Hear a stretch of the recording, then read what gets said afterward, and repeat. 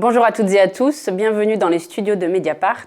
Aujourd'hui, nous allons entendre une parole rare, celle d'une femme immigrée, exilée, qui a dû quitter l'Algérie dans les années 60 pour rejoindre son mari, ouvrier dans l'automobile en France, en banlieue parisienne. Messaouda Dendoun. On aurait aimé qu'elle soit là avec nous aujourd'hui, mais ce n'était pas possible parce qu'elle a 82 ans, qu'elle est fatiguée. Alors, c'est son fils que l'on reçoit, Nadir Dendoun.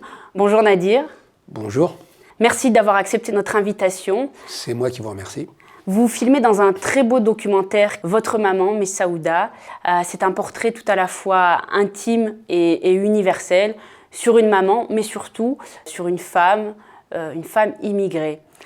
Des femmes que l'on n'entend jamais, puisque jusque-là, d'habitude, quand on donne un petit peu la parole aux figures de l'immigration, c'est essentiellement une parole masculine qui domine.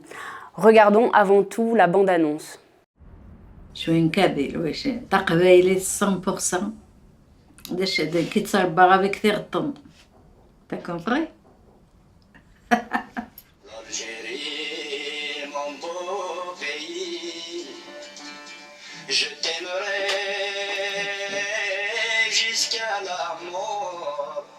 Il n'a pas des enfants, ça y est, sont tous partis.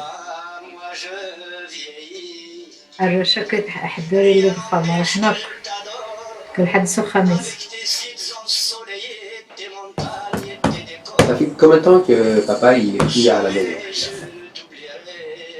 مسافة قاس ما تدرس تعكوس يفون الزرق البيض جامي تنجي مانيس جامي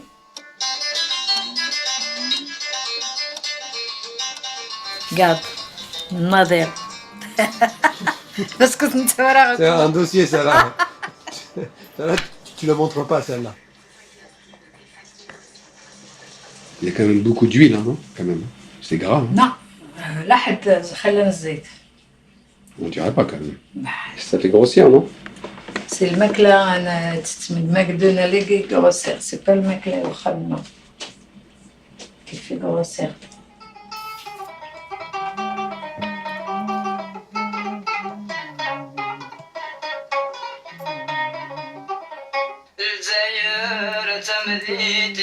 جميع أنواع النوطكية نويا سنعيش كلا نجيري مزيغ وقت زمير وسنزميري لنجيري. Nadir, dans ce film, vous suivez au quotidien votre maman et elle vous raconte le poids de l'exil, de la solitude, de la maladie, de la vieillesse. Comment est née l'idée de faire ce film autour de votre maman?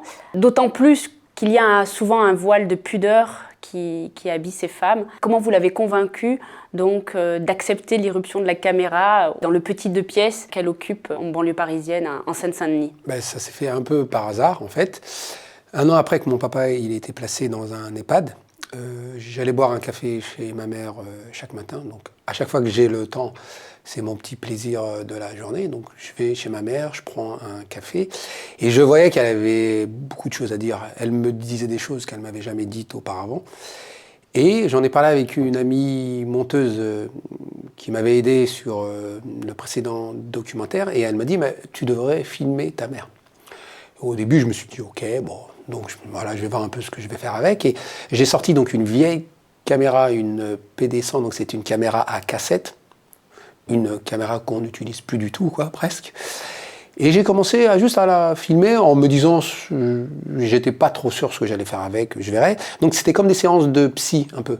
Voilà, ma mère, elle me parlait, elle me racontait des choses et tout ça. Et j'ai montré ces rushs à mon amie monteuse, donc, qui m'a dit, il y a un vrai truc, je pense qu'on peut vraiment faire un vrai truc avec ça. Et elle m'a dit ce que vous venez de dire, c'est une parole rare.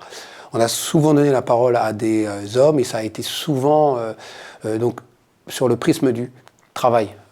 On avait l'impression que derrière tous ces hommes qui venaient travailler ici, qu'ils soient maghrébins, espagnols, italiens, tout ce que tu veux, enfin voilà, derrière il n'y avait pas de femmes, il n'y avait pas d'enfants, il n'y avait pas de vie, quoi. C'était comme si on les déshumanisait, comme si on prenait que le prisme du travail. Donc j'ai filmé ça, je l'ai montré, et il y a le film qui est né comme ça. Bien sûr, avant de faire une sortie en salle, ça se passe pas du tout. J'ai d'abord montré le film à ma mère, mais comme Elle n'avait pas le temps, elle m'a dit après, je le verrai après. Et on a fait une avant-première à la Cité de l'Immigration en septembre 2017, où j'avais invité ma mère, mes sœurs, un peu toute la famille, donc que les amis proches, pour un peu avoir leur aval quand même, pour voir ce qu'ils en pensaient. Et j'ai demandé à ma maman ce qu'elle avait pensé du film, elle m'a dit bof bof. En fait, elle voulait pas trop me dire ce qu'elle avait pensé. Le lendemain, je suis allé boire un café chez elle, et je lui ai dit alors, qu'est-ce que tu as pensé du film? Et là, elle m'a dit, c'est bien, mais ma cuisine, elle n'était pas rangée. Voilà. Donc ce qu'elle, elle voyait du film, c'était juste que c'était pas rangé. Et comme vous l'avez si bien dit, c'est des gens qui ne parlent pas.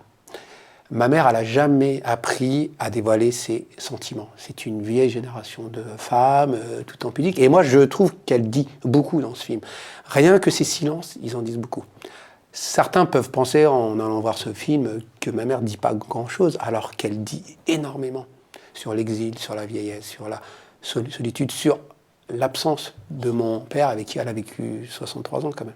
Oui, pas rien. C'est ça qui est très, très touchant et très bouleversant. C'est d'abord, vous la filmez donc avec ce vieux caméscope qui est, on pourrait effectivement, du coup ça donne une allure très... Une vraie caméra. Une vraie caméra, mais ça fait penser au caméscope familial. On se dit que ça pourrait être n'importe lequel d'entre nous qui filme ainsi ses parents, ici en l'occurrence sa mère. Vous êtes en plan serré sur elle, on la voit évoluer dans l'appartement entre la cuisine, la vaisselle qu'elle fait de manière très très économe avec ses bassines pour ne pas dépenser trop d'eau. On la suit également dans le reste de l'appartement, passant la serpillière dans les différentes pièces. Elle le fait moins souvent que du temps où les enfants étaient là.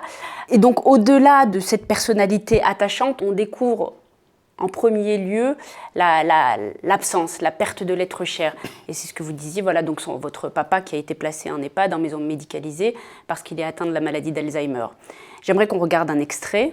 تغد الواحد سواق ماشي تسواق طوبيس شحال ما يرقولي وسي مارشي يرقولي طوبيس يرقولي ماشي نتوسي مي الزغرخ كمان الزغرخ نزمرات نطقر كمان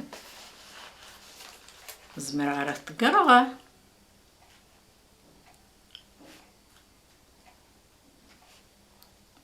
Et je me rappelle que quand papa il était à la maison, c'est toi qui l'avais, c'est toi qui lui donnais à manger. نكيس يخدم لادوش نكيس يسيس لوسان نكيس الزغران نكيس يتسكن الدواء نكي كلش صافي 7 سنين كدا زغر زكس 7 سنين 7 سنين شحال 6 فرنسي voilà.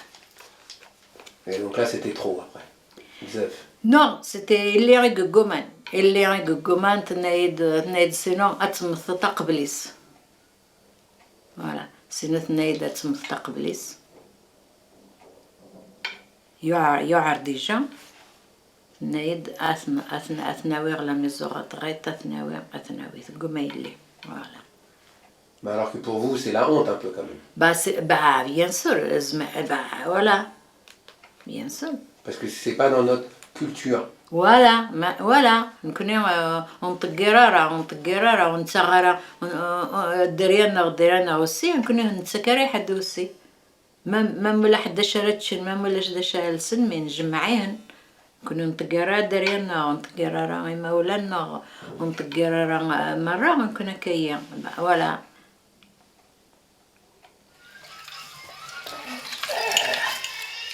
On n'abandonne pas même. Bon, يرجز نبوع تبندونين الخالات مي يرجز الخالات تسجل سالي يرجزن يعني هلاك ينهلاك بالجات تترفد حاشا ما يموت. Dans nos familles, on ne place pas les personnes âgées dans les EHPAD, ce n'est pas notre culture, c'est la honte. Pourquoi c'est un sujet tabou, la dépendance des personnes âgées issues de l'immigration ? C'est vrai que pour le cas de ma mère, elle a quand même attendu 7 ans avant de pouvoir dire c'est bon. Parce que dans notre famille, donc nous, au sein de nos familles, il y avait les pour, il y avait les contre. Il y en avait qui disaient qu'on va le garder, qu'on va le garder. Mais ça, je pense que c'est à peu près la même chose dans toutes les familles maghrébines ou les familles africaines. C'est vrai que au Maghreb ou en Afrique, les gens vivent dans des maisons. Donc au rez-de-chaussée, on a le grand-père. Au premier étage, on a le fils. Au deuxième, on a l'oncle. Donc on vit tous ensemble. Ici en France, on est dans des réalités françaises. On vit souvent dans des appartements exigus, dans des petits appartements. Moi, ma mère vit dans un F3 qui est tout petit. Elle a quand même gardé mon père pendant 7 ans. C'est elle qui l'avait, c'est elle qui faisait les courses, c'est elle qui lui donnait ses médocs. Et elle a 82 ans, donc ça a aussi commencé à être dur. Et à un moment, il y a eu le médecin qui nous a dit soit c'est elle, soit c'est lui. Donc c'est là qu'on a vu qu'il fallait vraiment qu'on le place. Mais c'est tabou parce que pour certaines personnes, placer son papa dans une maison médicalisée, dans un EHPAD, ça signifie l'abandonner. Alors que c'est pas du tout le cas. C'est aussi vivre avec d'autres réalités. On est dans des réalités françaises. On n'est pas dans des réalités maghrébines. On n'est pas en Algérie. On n'est pas au Maroc. Même si c'est dur, parce que on va se rendre compte que ça fait dur. Mais ma mère, elle y va tous les jours, elle ne l'abandonnera jamais. C'est en fait ce qu'elle dit dans le film. Même si elle a une canne, elle irait, quoi. Et je pense qu'elle avait peur aussi du regard de l'autre. Je pense que c'est pas simple aussi. C'est aussi pas simple pour cette génération de femmes qui ont pas vécu de la même manière que nous. Pour nous, ça nous paraît un peu plus évident. Dans nos sociétés qui sont quand même des sociétés qui sont de plus en plus individualistes. En fait, ma mère, elle est portée pour l'autre, elle a tout donné pour ses enfants, et voilà.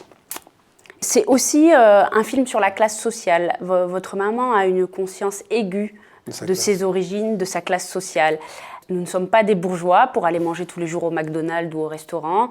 Nous sommes des paysans, dit-elle. C'est rare qu'on parle de classe sociale dans notre pays. Tout le monde est obsédé par la question identitaire. Et ce qui est drôle, c'est qu'il faut que ce soit une femme de 82 ans, illettrée, analphabète, qui remette la classe sociale au cœur du débat, qui remette un peu les pendules à l'heure. Comme moi, je le dis assez souvent, je suis plus proche d'un Français dit de souche qui est né dans mon quartier, donc je suis plus proche d'un fils de prolo blanc que d'un fils d'ambassadeur du Maroc ou le fils d'un général algérien avec qui, même si je peux avoir quelques liens, mais voilà, j'ai rien à lui dire. Je suis un fils de prolo, moi, et je suis un fils de paysan. Sauf que je trouve qu'on en parle de moins en moins. Même les responsables politiques de gauche n'en parlent plus, sauf quelques rares exceptions. Donc voilà. Comment vous expliquez justement que votre maman, elle ait cette conscience de classe si aiguë à un moment aujourd'hui où il faut quand même reconnaître que, y compris dans les quartiers où se concentrent les populations immigrées, souvent la conscience de classe, elle a disparu au profit plus d'une conscience identitaire. Parce que je pense qu'on est tombé dans le piège. Voilà. Moi, donc, je pense que, pour aller vite, je pense que l'élite de ce pays nous a tendu un piège à nous, habitants des quartiers populaires, en nous faisant croire qu'on pouvait avoir des liens avec l'élite bourgeoise marocaine, voilà. Alors que c'est pas du tout ça. Enfin, le fait qu'elle soit marocaine, algérienne, tout ce que pour moi, c'est d'abord une question de classe sociale. Et le poète français Rabelais disait « Science sans conscience n'est que ruine de l'âme ». Donc ma mère, elle est bac-40, mais elle est peut-être plus intelligente que d'autres personnes qui ont fait des longues études. Et donc, elle, parce qu'elle sait ce que c'est d'être pauvre. Parce que ma mère, quand donc elle est arrivée en France, elle avait 9 gamins, elle faisait ses courses à Tati, donc elle sait ce que c'est être pauvre. Après, je ne suis pas dans la théorie du complot, je ne vais pas être parano, tout ça, mais je pense que ça a quand même été fait pour qu'on divise les pauvres entre eux. Voilà. Parce que nous, quand on était petits, en fait, on était d'abord des fils de prolos. Nous, la seule couleur, c'était notre couleur entre fils de prolo, quoi. On était tous, on était fils de... Enfin, il y avait tout... Nous, quand on était petits, on était tous ensemble, quoi. Voilà. Et cette élite bourgeoise et parisienne a bien fait en sorte de nous diviser, quoi. De faire en sorte que quand t'es pauvre, blanc, tu es plus privilégié, quand t'es blanc-noir, quand t'es tout ça. Alors que c'est pas vrai. Alors que pour moi, c'est d'abord une question de classe. Après, oui, qu'il y a des discriminations qui aussi s'ajoutent à ça. Le fait de ta religion, ça, en fait, on ne peut pas dire le contraire non plus. Mais c'est d'abord une question de classe sociale à laquelle, bien sûr, s'ajoute maintenant, quand tu es arabe, tu sais très bien, moi, quand tu es arabe, tu as plus de chances de te faire arrêter par les flics, tu as plus de chances de... Là, il y a des choses qui sont aussi vraies et qui sont aussi concrètes, mais je trouve qu'on est quand même tombé dans ce piège-là et je trouve ça dommage. Alors vous êtes journaliste, écrivain, documentariste et la première fois qu'on s'était parlé, vous avez convoqué l'écrivaine Annie Ernaux. Vous m'avez dit, moi, un petit peu à la manière d'Annie Ernaux, j'écris pour venger ma race, ainsi parlait Annie Ernaux, en référence à ses origines populaires. Alors elle, je crois que c'était sa race de femme et sa race de prolo. Voilà, c'est ça. Et vous? Donc moi, c'est à peu près la même chose. Moi, pour être honnête, je ne suis pas là pour plaire à l'élite. À titre personnel, j'en ai un peu rien à battre, c'est vrai. Moi, je suis plutôt là, pour parler aux habitants des quartiers populaires. Moi, je suis fier d'être né dans un quartier populaire. Je suis fier d'être de la Seine-Saint-Denis. C'est un truc, voilà, j'ai pas honte. Donc, si moi, et peut-être la chose dont je suis plus fier avec ce film, c'est que ce film, il est vu et il est aimé par les habitants des quartiers populaires et même parfois par des gens qui mettent jamais les pieds dans un cinéma. On a fait des avant-premières à Stein, à Aubervilliers, à Bagnolet. Il y avait des gens qui n'avaient jamais mis les pieds dans le cinéma. Il y avait 3 générations de femmes. Tu avais la fille, la mère et la grand-mère. Tu te rends compte que dans notre pays, en France, tu as des gens qui ne vont jamais au cinéma. Mais personne ne leur parle. Les seuls films qui ont pour décor les quartiers, ils sont que dans la caricature. Et c'est des films qui ne marchent pas dans les quartiers populaires. Et par contre, personne ne se remet en question. Personne ne se dit « Ah tiens, comment ça se fait que je fais un film qui parle des quartiers populaires et qui font un bide dans les quartiers populaires ?» Et je peux te citer 40 000 noms si tu veux de films. Voilà. Alors, moi, la prétention que j'ai, c'est que mes livres et ce film marchent dans les quartiers populaires. Et donc c'est là que j'en suis fier. Donc moi, je suis là pour aussi parler des miens. Et vous parlez justement, ce film parle aussi des différentes générations de l'immigration, puisque votre maman parle en kabyle essentiellement, avec quelques mots de français, et vous lui répondez en français, parce que vous comprenez le kabyle, mais vous ne le parlez pas. Ouais. Comment ça se fait que vous ne parliez pas la langue kabyle? Est-ce que c'est parce que vos parents n'ont pas parlé avec vous cette langue-là, ou est-ce que parce que je pense vous l'avez oublié? Non, parce que je pense que nos parents, donc ils ont voulu faire comme à peu près tous les parents, ils ont juste voulu qu'on s'intègre entre guillemets dans ce pays, quoi. Même si c'est un mot que j'aime pas, parce que pour moi, quand tu es né ici, tu n'as pas besoin de t'intégrer, tu es intégré de fait, puisque tu es né ici en France. Mais je pense qu'ils juste voulaient que ça se passe bien pour nous. Donc c'est pour ça que ma mère, elle faisait des efforts pour me parler en français. Pareil pour mon père. Et donc, c'est une langue que je comprends très très bien, et j'ai un peu honte de parler aussi kabyle, puisque je parle kabyle avec un accent français à couper au couteau, puisque je suis français. C'est comme quand je parle anglais. Je parle aussi anglais avec un accent français. Mais j'ai passé toute ma vie en France, donc c'est aussi normal que je parle les langues étrangères avec un accent français, ce qui est, moi, je pense que c'est mécanique. Et c'est vrai que j'ai honte de parler, voilà. Et c'est vrai que parfois, je me dis, ça serait bien que je prenne des cours et tout ça, et puis après, voilà. Après, il y a la vie qui a fait qu'on n'a plus le temps, et puis... Mais ça révèle en tous les cas une sorte de distance entre les générations, qu'on le veuille ou pas. Et je trouve qu'il y a une autre scène dans le film qui montre beaucoup cette distance-là. C'est cette scène où toute la famille vient manger le couscous le dimanche. Donc tout le monde s'affaire, il y a les enfants, les petits-enfants, ça discute qui est à la table, les enfants jouent. Vous continuez à filmer votre maman et vous la filmez où? Finalement, on la voit jamais à table avec tous les enfants réunis, on la voit dans sa cuisine, aller et venir, préparer, débarrasser, etc. Ouais, comme ça, alors ça, moi je trouve, c'est toutes les mamans, elles sont comme ça. Mais tout à fait. Tu ne peux pas faire asseoir ta maman. Enfin, je ne sais pas comment ça se passe chez toi, mais nous, on n'arrive jamais à dire à notre maman, assis-toi et mange avec nous.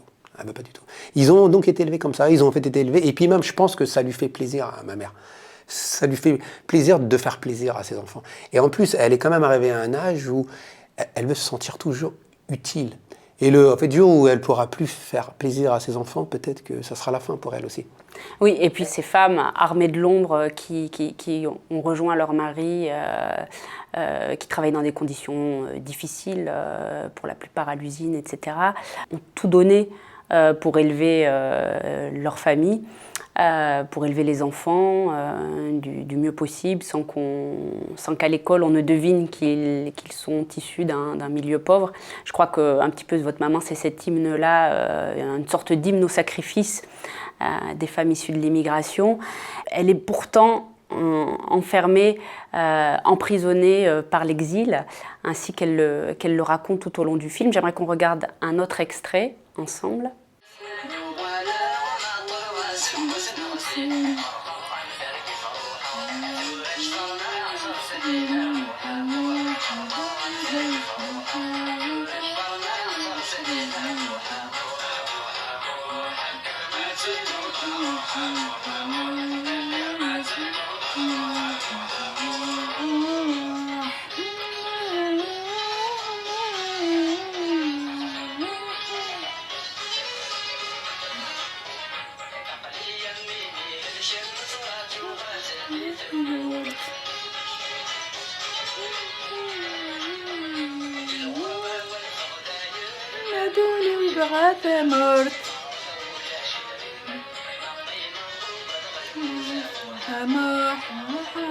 دريمان ما قيمة غوبة المثام وحموح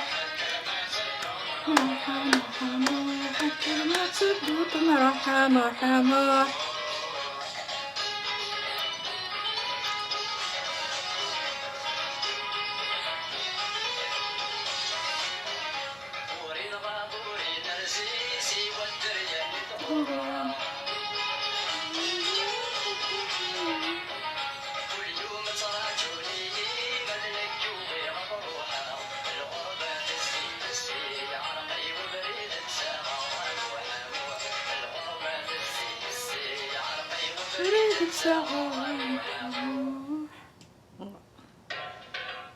Et pourquoi t'es triste? Bah oui, parce que نبغي غنعيش بثمورتنا مي نقدت السعر الرئيس السعر القدر ولا نقدت تمرت حوس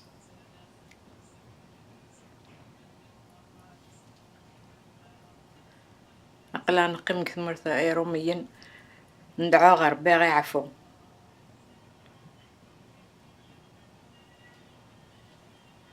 Messaouda reprend une chanson de Slimane Azem, ce poète kabyle, grand poète de l'exil, qui ponctue le documentaire et auquel on doit notamment Algérie, mon beau pays. Votre maman, elle a un regard tout à la fois nostalgique et coupable sur l'Algérie et sur l'immigration. L'Algérie, pays de corrompus, de dirigeants incompétents, dit-elle. Est-ce que vous pouvez nous raconter un petit peu ce rapport complexe à l'Algérie de votre maman? Moi, je pense qu'elle a un rapport, comme beaucoup ont, un peu un rapport de « je t'aime moi non plus ». Ça sera toujours son pays, quoi. Parce que tu as beau aller vivre ailleurs, je pense que l'exil ne te quitte jamais. En plus, quand c'est des exils forcés, parce que quand tu viens de Suède ou quand tu viens des États-Unis et quand tu décides de venir en France, tu peux se retourner quand tu veux, quoi. C'est quand même pas la même chose. Là, c'était suivre son mari, donner une meilleure vie, mais elle aurait aimé vivre sur ses terres, ce qui est aussi normal. En plus, elle a vécu dans un village, elle avait une vie qui était simple, hein. Elle avait une vie où elle se levait le matin à 5 heures à 5 heures du matin pour faire du pain. Et à côté de ça, elle n'a pas pu rentrer en Algérie parce qu'elle avait peur de ce pays, parce que c'était un pays qui était neuf, c'était un pays qui était peut-être pas simple, qui était aussi dirigé comme tous les pays du monde, hein. En fait, en France, on n'a quand même pas mieux, hein.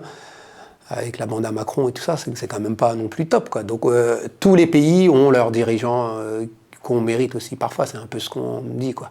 T'as pas un pays où pour moi, dirigeants... Donc elle est dure avec son pays, parce que je sais qu'elle aurait voulu... et je pense que plus tu aimes ton pays, plus tu es dur avec. Et comme beaucoup d'immigrés, elle a nourri le rêve d'y retourner. Même elle pensait plutôt très rapidement après la venue en France, ce qui ne se produira jamais.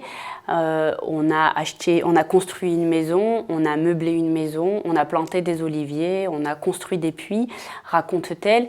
Et puis aujourd'hui, mon mari ne se souvient même plus que nous avions une maison là-bas en Algérie. Il ne se souvient plus d'elle.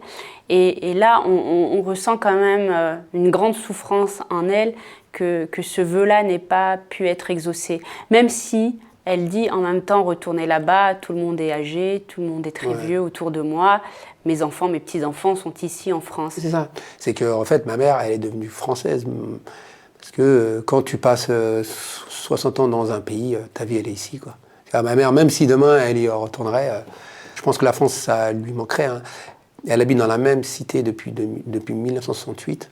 Enfin, elle adore cette cité. Après, je sais que les quartiers populaires sont souvent montrés du doigt. On fait dire que c'est des lieux où personne ne veut vivre, mais ma mère, pour rien au monde, elle irait vivre ailleurs. Donc, les gens qu'elle aime, ils sont en France. Ses enfants, ses petits-enfants, ses arrière-petits-enfants, ils sont en France, quoi. Donc, elle est un peu ambiguë, elle est en fait un peu contradictoire aussi, mais comme moi, je pense que comme on l'est tous. Enfin voilà, ma mère, elle est à l'image de nous tous. On est d'ici, on est de là-bas, donc on est de nulle part. Voilà. C'est un film lent. On la suit jusqu'à l'heure du coucher, jusqu'au crépuscule.